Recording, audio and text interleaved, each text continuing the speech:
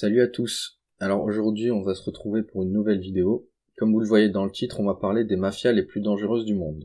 Let's go. Ces dernières décennies ont vu l'explosion de nouvelles technologies. Si elles ont permis l'éclosion de beaucoup de startups et profité à de nombreux particuliers, elles ont aussi bénéficié aux organisations criminelles qui n'ont pas attendu longtemps pour prendre le train en marche. Zoom sur les mafias les plus puissantes du monde. La mafia américaine.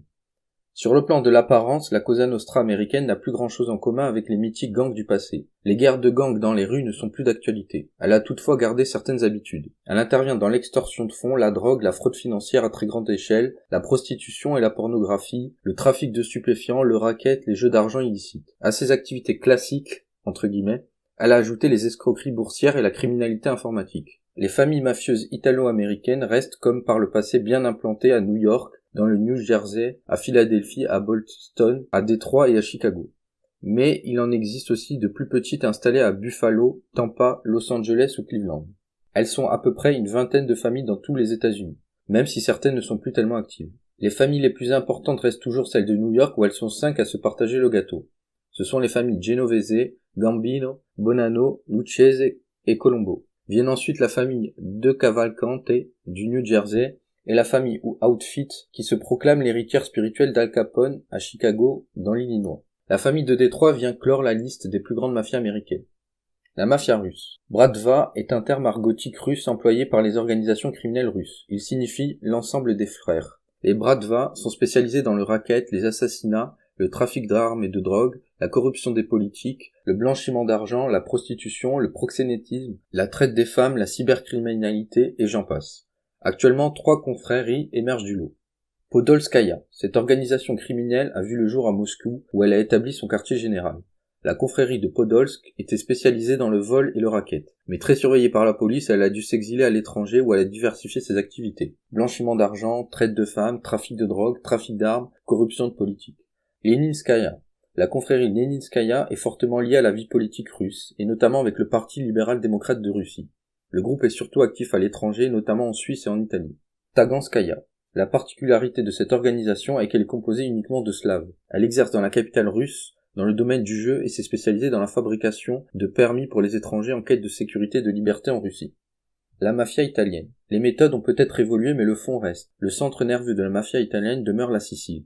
C'est au cœur des villes siciliennes où sont situées la majorité de leurs sociétés écrans que les mafias italiennes orchestrent le blanchiment de l'argent de la drogue, des ventes d'armes et de la contrebande. Bon an mal an, le trafic de cocaïne et d'héroïne en provenance d'Afghanistan, d'Iran et du Pakistan rapporte une petite fortune équivalente à 12% du PNB de l'Italie. Tout cet argent est investi soit à la bourse de Milan, soit dans des projets immobiliers, soit dans des participations financières. 2 familles émergent du lot. D'abord, on a la Camorra. Basée à Naples, elle existe depuis le 19e siècle, c'était à l'origine un gang de prison. Aujourd'hui, le trafic d'armes, de drogue lui rapporte un profit d'environ 5 milliards de dollars. La Ndrangheta est la deuxième mafia italienne en termes d'influence. C'est l'organisation italienne qui a réussi le coup de force de hisser la dimension de son réseau au niveau international grâce à la vente de cocaïne. Le bénéfice provenant de ce trafic s'élève environ à 4,5 milliards de dollars annuels. La mafia japonaise. Selon les criminologues, les yakuza formeraient l'organisation criminelle la plus importante du monde. Tout comme les mafias américaines ou italiennes, celles japonaises trempent dans toutes les opérations illégales. Trafic de drogue, proxénétisme, corruption de fonctionnaires ou de politiques. Mais à la différence de ces dernières, les clans japonais jouissent d'un statut particulier. Elles sont pratiquement légales aux yeux de la loi japonaise. 4 familles yakuza se partagent le marché du crime au Japon, ce sont par ordre d'importance. Les Yamaguchi-gumi. Elle a été créée en 1915 et compte dans ses rangs quelques 25 000 membres. Son quartier général se trouve à Kobe, mais son activité s'estampe sur pratiquement tout le territoire du Japon et même aux États-Unis. Sumiyoshi Rengo. C'est la deuxième famille la plus importante. Elle regroupe environ 9500 membres qui se répartissent dans 177 clans. Inagawa Kai. C'est la troisième plus grande famille yakuza. Elle compte environ 5000 membres répartis en 313 clans. Elle lance son territoire dans la région de Tokyo-Yokohama. C'est également la première organisation à s'être exportée hors du Japon. Tao Yuai Jigyo Kumiai. Fondée en 1948, cette famille s'est rapidement développée. C'est actuellement un groupe très influent à Tokyo. Elle est forte de 5000 membres et elle a la particularité d'être composée majoritairement de Coréens. Et pour finir, la mafia mexicaine.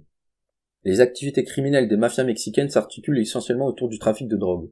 Elles sont organisées en cartels. 2 d'entre elles font particulièrement parler d'elles. Ce sont la Fédération du Sinaloa et le Cartel des États.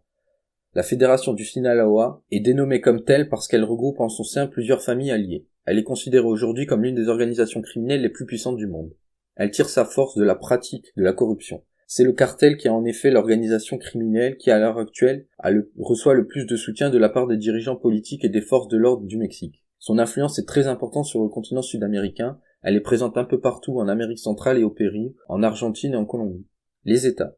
Les États forment le deuxième groupe mafieux le plus important du Mexique. Les États ont la particularité d'être constitués par des déserteurs de l'armée mexicaine. Ils ne s'occupent pas à proprement parler de drogue. Leur objectif est de s'approprier une région géographique et de prélever une dîme sur tous les criminels de cette région. Le cartel des États est considéré comme le plus brutal des gangs criminels au monde. Voilà, c'est tout pour cette vidéo. J'espère qu'elle vous aura plu. Surtout n'oubliez pas de liker, commenter, partager et vous abonner. Sur ce, à la prochaine.